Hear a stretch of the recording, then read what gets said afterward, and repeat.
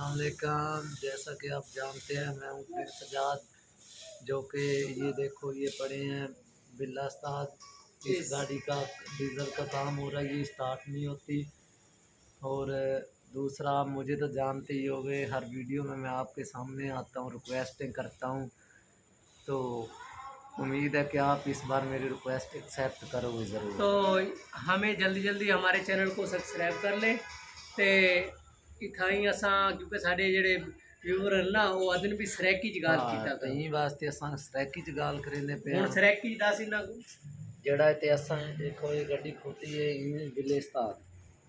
अच्छा ये देखिए वो थींदा पे जिमें तक वादा में ये देख परे करी परे कर हाँ थोड़ा जा ते यही दसावना है कि सारा मूव किड्डे होंदे ते वीडियो किड्डे बनेंदे होंदे अस तू करे ये अपने मुंह दे हमारे सामने मुदीर है।